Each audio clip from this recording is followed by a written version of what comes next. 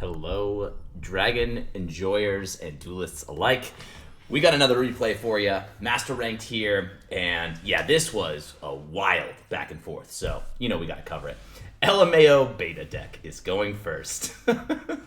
So, yes, we are testing out the Bystial control strategy. I was very much inspired by Joshua Schmidt's latest video to experiment with some Bystials and kind of find a more control version of the Dragon Link deck, right?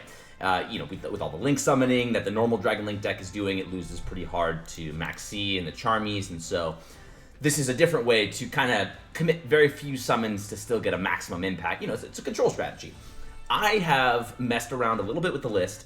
I think that while the fusion variant that Joshua Schmidt was playing is definitely a powerful one, and obviously the Dragon Maid engine can get you there, I wanted to play a little bit with a synchro package because I think that synchros are just as viable as a fusion-based, extra deck toolbox, and Bystials really lend themselves to some really nice synchro plays. So yeah, let's go ahead and get into it. We got a Charmy Fulos, Charmy Purulia, Chamber Dragon Maid, and then double Veiler.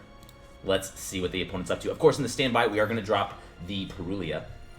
And now they decide to commit and summon from the deck, which means we are going to drop the Fulos as well. We do play in talents, but I'm like, all right, cool. You want to rip my Dragon Maid? That's fine. I'm probably going to top deck something pretty decent here, too. So we get our draw off of the Alpha special summon, and then they're going to go ahead and drop the Diviner here. So this thing's a little bit tricky. It's obviously fantastic synergy with Drytron, Dytron, or Drytron. Which do you pronounce? I always like to Drytron as like the little meme name for it because, it's very dice roll dependent.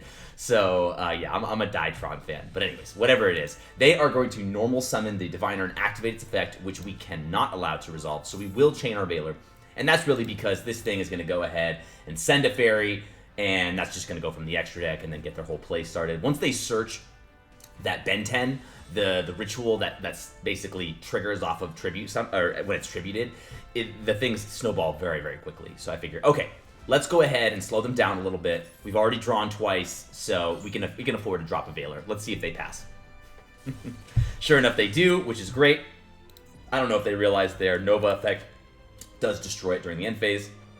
They're down a body, which is great. Now, all of the Dytrons, they do stuff in the graveyard as well, so thankfully, if we can kind of draw into the other half of our engine, the Bystial half, it shits on Drytron so hard.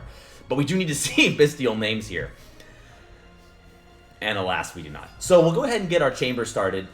And yeah, they are on the orange light. So this recently came back to 3, which means they're obviously rocking that with the Eva package. Makes sense. Makes sense. They're going to go ahead and negate and destroy and then search off of the Eva, which is just crazy. Alright, so no Chamber Dragon Maid for me. Oh well. They are going to Eva Banish, and that is wild. They choose to banish their Diviner in order to search. Why wouldn't they banish to other fairies? Oh, I see. They needed other fairies, so they had to banish it. You can't banish itself. I always thought this thing banished itself. Other fairies from your grave, and then adds 2 adds the same number of level 2, up to 2. So you could just banish 1 and search 1, but they want 2, obviously. So they're going to outright up to 2 level 2 or lower light fairies from deck to hand. Okay. So they're going to go ahead and grab an orange and grab another Diviner. Okay. Well, I mean, we're out of place here, so we do have to pass back to the opponent. But we have plenty of very powerful hand traps. So totally fine. We can kind of keep a little grindy game going right here. Draw phase. Or standby. Drop Purulia again. They want a normal summon. Great. They will have to commit. Okay, so they go ahead and normal summon a Diviner here.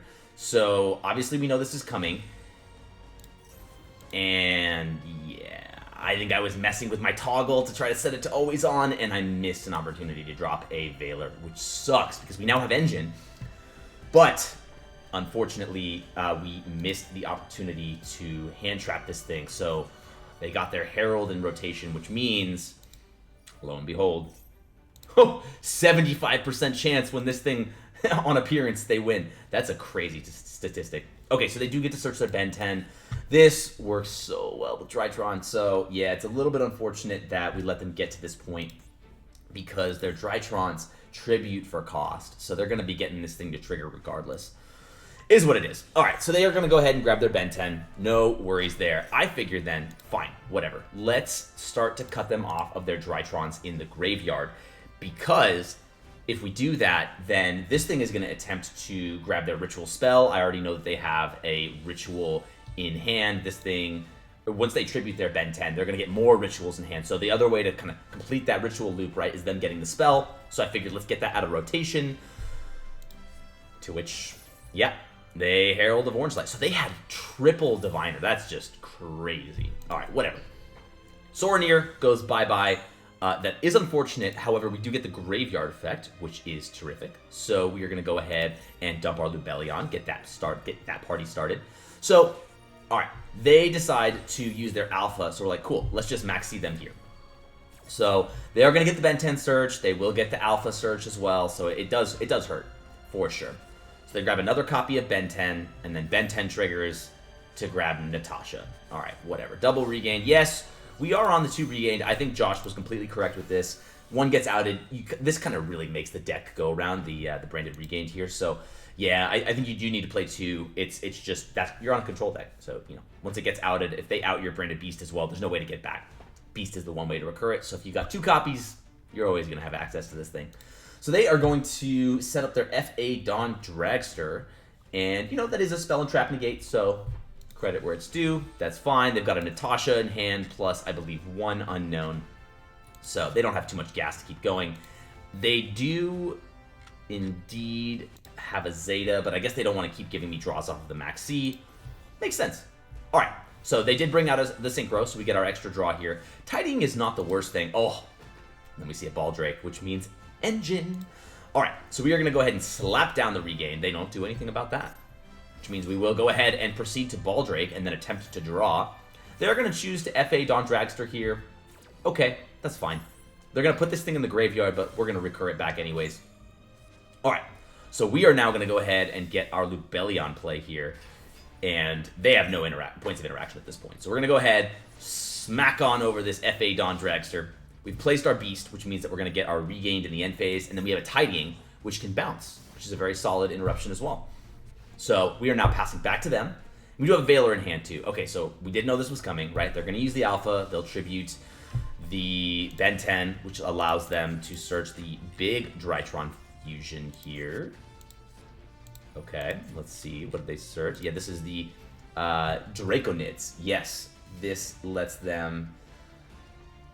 Let's see, negate, right? Monster effect negate. Twice per turn. Total. Oh, so they gotta banish monsters with attack.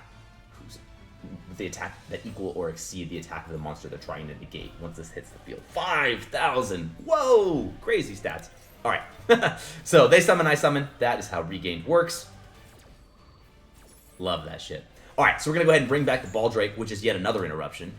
And then they go ahead and search out a Ruler, which I'm like, okay, good luck getting to that. And now they've passed back, essentially with, I don't even know if there's any gas in hand or what, but regardless, this is a fantastic position to be in, because now we've got 2 dragons, this thing is applying pressure, this is applying pressure, we've got this to try to bounce back and search. We're looking pretty good here. Alright. So I'm going to go ahead and choose to bounce that back to their hand so we can get our Lubellion effect. They do Ash it, but I figure it's kind of the same thing. We baited the Ash, and the Lubellion or the Baldrake was going to have to trade with the Drytron on the field anyway. So I wasn't sinking in more than 2,500 attack. My draw wasn't fantastic. It is a max seed, so follow up for their turn, of course. But yeah, so I figured if I bounce that back to their hand, then at the very least I've got Tidying in Grave to bring back the chamber. Their Drytron, like I said, Grave or hand, it's going to activate, so it doesn't really matter where it is. Alright, so they go ahead and Ash Blossom Lubellion. Probably makes sense. Whatever the case, we will go ahead and smack on in for 25. Get some good old damage in there. Alright, and then we're gonna choose to hold Maxi. So they are choosing to tribute, which means we get to now chain our Maxi. They summon, we draw. They are gonna go ahead and grab another Blue Eyes Chaos Max. What the heck are they on? Alright. So now we're going to go ahead and regain, bring back, because they brought out a monster. Man, yeah, they are losing so hard to this regain here. Now we've got 2 Bystials that aren't Lubellion on the field, which is so good. Alright, and then end phase, we are going to choose to Tidying back this Dragon Maid, which will search out another Tidying, and then the Dragon Maid will come back in the end phase. So we've got a normal summon. We've got so much gas here. Oh, and then we draw the Darkness Metal, which is just fantastic. So I'm like, okay, I don't know what this is, so we better clean it up. You know, could be an imperm, whatever. So let's just deal with it now. And it's a call by. Okay.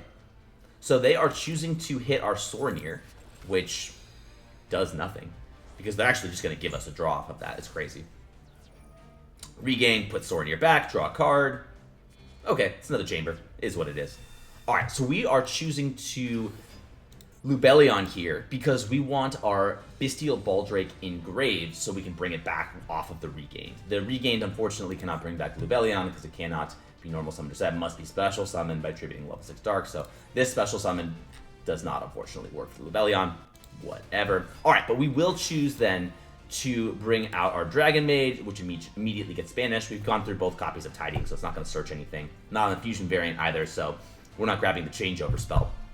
But we will go ahead and grab out our Red Eyes Darkness Metal, which is great, because that's going to bring back the Baldrake, and now we are doing serious damage here. There was no way to get some extra damage, was there? They don't have Darks engraved. We are on the Dark Charmer, but yeah, it's a light-based strategy. Makes sense. Oh man, imagine if I was playing Lina.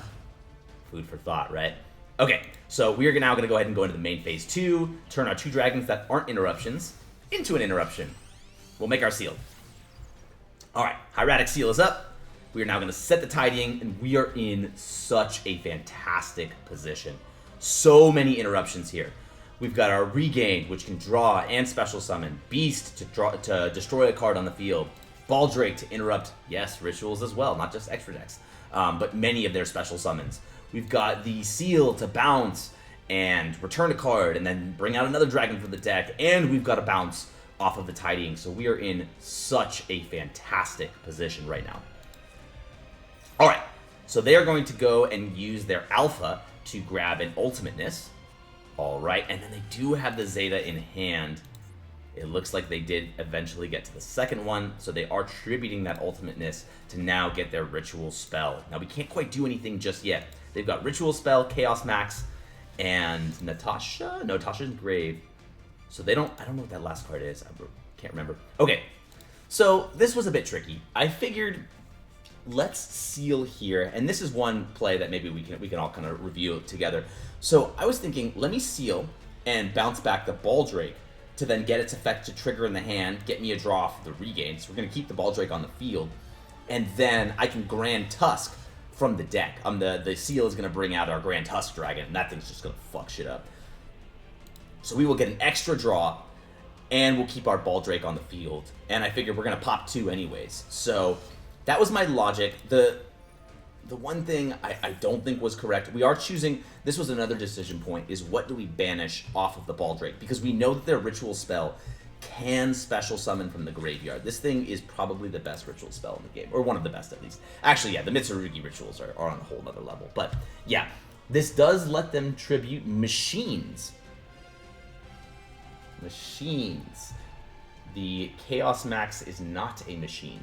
And they need to have, from hand or field, whose attack equal or exceeds the attack of the ritual monster. They have brought out both of these bodies this turn, which means they've used their effects. So because of that, if we pop both of these, they should have, I mean, depending on that last card in hand, no way of getting anywhere close to the value that they need to keep pushing here. Okay, so we are then choosing to get rid of their Draconids, which, you know, could be a pretty problematic card if it's negating. And I figured I didn't need to necessarily hit the Ultimateness because this thing has to tribute fairies, and I don't think they're on any fairies right now. They've gone through their fairy package. So we are going to Grand Tusk, pop 2, and then Regain, put back to draw. So yeah, the snowball was so far gone at that point. I didn't foresee them coming back, but yeah, the Grand Tusk is definitely a very fun pick for the seal. Great target. But yeah, this is our Bystial control strategy. I didn't get to quite showcase the synchro summons of it all. We are running the Bystial Aluber for that, to enable that. And then, of course, Chaos Angel, because you can use that with the Chambered Dragon Maid as well, plus the Bystial. But yeah, hopefully you enjoyed some Dragon replays.